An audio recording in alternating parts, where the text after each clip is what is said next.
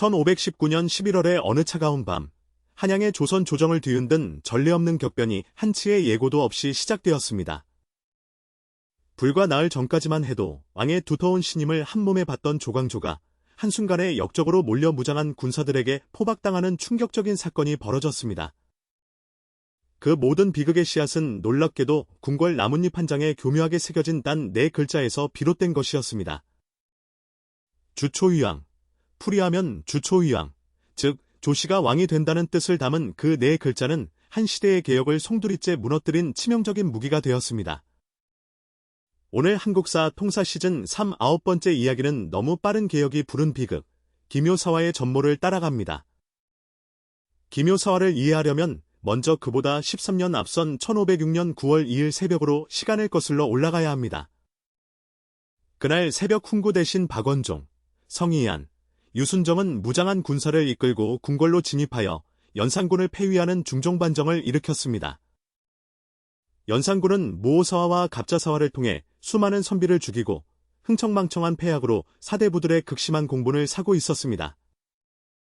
반정 세력이 세왕으로 낙점한 인물은 성종의 둘째 아들이자 연산군의 이복동생인 진성대군이었습니다.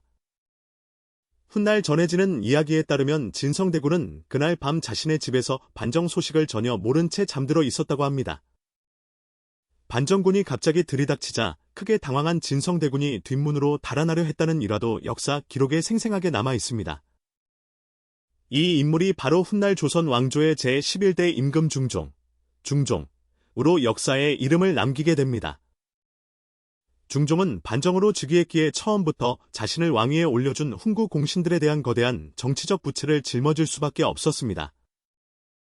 반정 3대장인 박원종, 성희안, 유순정이 실권을 쥐고 있었고 중종은 그들의 입김에서 자유롭지 못한 사실상의 허수아비 왕에 가까웠습니다. 즉위 직후 중종은 평생 씻을 수 없는 또 하나의 깊은 개인적 상처를 받게 됩니다. 반정 공신들은 중종의 조강지처인 신씨를 왕비로 인정할 수 없다며 그녀의 폐출을 강하게 요구했습니다. 신씨의 아버지 신수군이 반정 이전의 연산군 편에 서서 반정 세력에 반대하다 처형된 인물이었기 때문입니다. 중종은 눈물을 흘리며 만류했다고 전해지지만 결국 즉위한 지 불과 7일 만에 신씨를 궁 밖으로 내보내야 했습니다. 이 여인이 바로 당경왕후 신씨로 그녀는 폐출된 후에도 무려 71세까지 살면서 중종을 그리워하며 긴 여생을 보냈다고 전해집니다.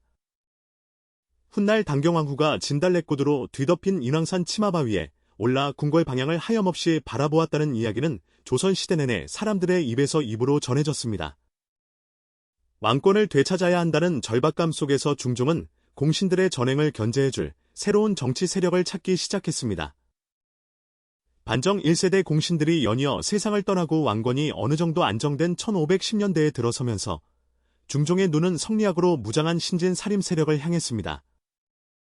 당시 점점 세력을 키워가던 살림 세력의 중심에는 조광조, 나는 이름에 탁월하고 결기 넘치는 학자가 있었습니다.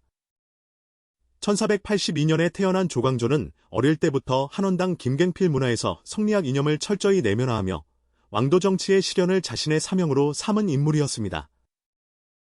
조광조의 스승 김갱필은 모호사화로 귀양을 갔다가 갑자사화 때 처형된 인물로 조광조는 스승의 비극을 어린 눈으로 직접 목격하며 성장했습니다. 성균관에서 수학하는 동안 조광조의 학문적 명망은 날로 높아졌으며 그를 스승으로 삼으려는 젊은 선비들이 자연스럽게 그 주변으로 모여들었습니다. 조광조가 성균관 유생들의 연명상소를 이끌어낼 수 있었던 것도 이미 그 시점에 그가 살림 세력의 정신적 지주로 자리 잡고 있었음을 보여줍니다. 1515년 34세의 조광조는 마침내 중종의 부름을 받아 조정에 입각하게 됩니다. 조광조는 불과 수년 만에 대사원과 부제학 등 요직을 두루 거치며 살림 개혁 세력의 핵심 인물로 빠르게 부상했습니다. 그의 개혁 드라이브는 처음부터 어떠한 타협도 허용하지 않는 강인하고 원칙적인 방식으로 추진되었습니다. 조광조가 가장 먼저 눈을 돌린 것은 당시 왕실에서 하늘과 별과 삼신에게 도교 의례로 제사를 지내던 관청, 소격서였습니다. 성리학적 관점에서 도교 의례는 올바르지 않은 음사였으며 반드시 혁파되어야 한다는 것이 조광조의 단호한 입장이었습니다.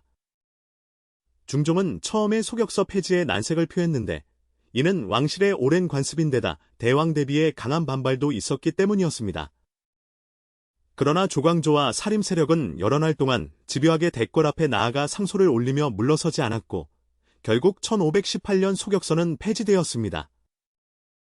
소격서 폐지와 함께 조광조는 향촌 사회의 도덕적 자치를 실현하기 위해 향약, 보급에도 적극적으로 나섰습니다. 중국 송나라 여씨 형제가 만든 여씨향약을 조선 실정에 맞게 고쳐 전국에 보급함으로써 향촌 사회의 자치와 도덕적 질서를 뿌리내리려 한 것이었습니다. 이 과정에서 조광조와 사림은 단순히 정책을 집행하는 수준을 넘어 조선 사회 전체의 가치 체계를 성리학 이념으로 근본적으로 재편하려는 야심찬 시도를 벌이고 있었습니다. 1518년에는 현량과 나는 획기적인 세인제 등용 제도가 도입되었습니다. 현량과는 기존 과거 시험처럼 문장 실력만을 평가하는 것이 아니라 학문과 덕행이 뛰어난 사람을 지방 관리와 유생들이 직접 청구하여 선발하는 방식이었습니다.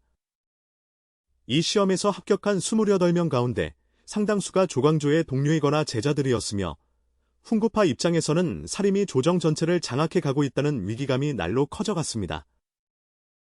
훈구파 대신들의 불만과 경계심이 굳어져 가는 가운데 개혁의 칼끝은 곧 그들의 숨통을 직접 겨누는 방향을 향했습니다. 1519년 봄, 조광조는 중종반정 공신 117명 가운데 무려 76명의 공훈을 박탈해야 한다는 위훈삭제를 강하게 요청했습니다. 반정에 실제로 기여한 바도 없이 분위기에 편승의 공신 명단에 이름을 올린 자들이 너무 많다는 것이 조광조의 핵심 주장이었습니다. 공신의 지위는 막대한 토지와 노비를 보장해주는 것이었으므로 위훈삭제는 훈구 세력 전체의 경제적 기반과 사회적 지위를 뿌리째 위협하는 조치였습니다. 처음에는 중종도 수십 명의 공신들이 강하게 반발하는 상황에서 이 요구를 거절할 수밖에 없었습니다. 그러나 조광조와 사림 세력이 연일 강경한 상소를 올리며 물러서지 않자 중종은 결국 위훈삭제에 동의하고 말았습니다. 위훈삭제 소식을 들은 훈구 대신들, 특히 남권 심정, 홍경주 등은 이 결정을 자신들의 존립 자체를 위협하는 선전포고로 받아들였습니다. 위훈삭제가 결정된 것이 1519년 10월이었으며 불과 한 달 뒤에 기묘사화가 터집니다. 역사는 종종 가장 결정적인 전환점이 가장 조용하고 짧은 시간 안에 준비된다는 것을 기묘사화가 다시 한번 증명합니다.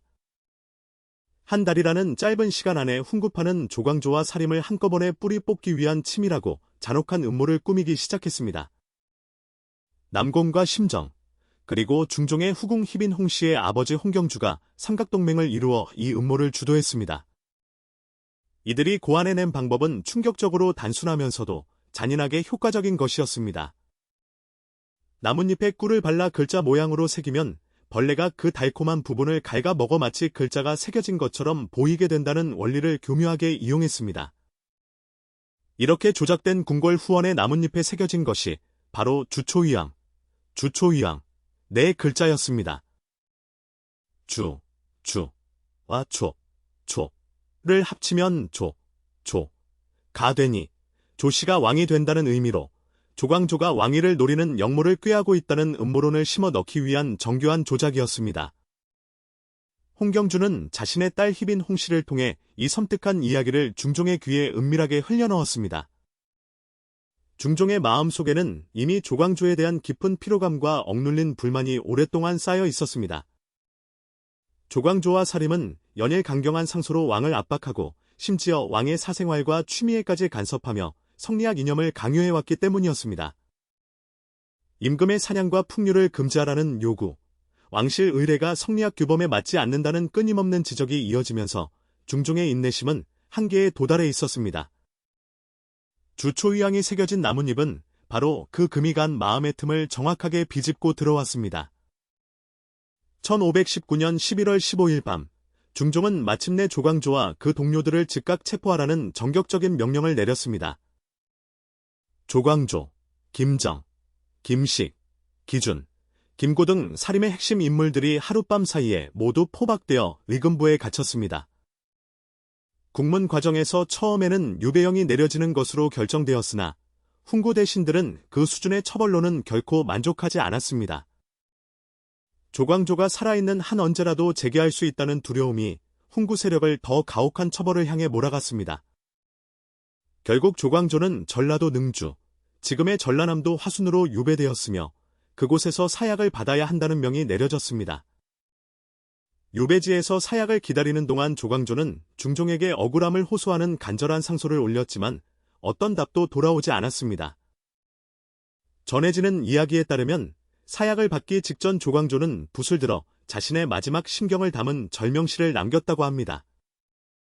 임금 사랑하기를 어버이 사랑하듯 하였고 나라 걱정하기를 내 집 걱정하듯 하였노라. 밝은 해가 세상을 굽어보시니 나의 붉은 충심을 밝혀주소서. 그것이 그가 세상에 남긴 마지막 말이었습니다. 1519년 12월 조광조는 37세라는 젊은 나이에 전라도 능주 유배지에서 사약을 받아 세상을 떠났습니다. 함께 체포된 동료들도 대부분 유배되거나 처형되었으며 현량관은 즉각 폐지되고 그 합격자들의 자격은 박탈당했습니다. 소격선은 김효사와 이후 복설 되어 다시 문을 열었고 전국에 막 보급되기 시작하던 향약도 추진이 전면 중단되었습니다. 조광조가 4년여에 걸쳐 쌓아 올린 개혁의 흔적들은 마치 처음부터 없었던 것처럼 하나하나 지워져 갔습니다. 훗날 사람들은 김효사와의 화를 입은 살인들을 김효명연이라 부르며 그들의 학문과 저리를 높이 추승했습니다.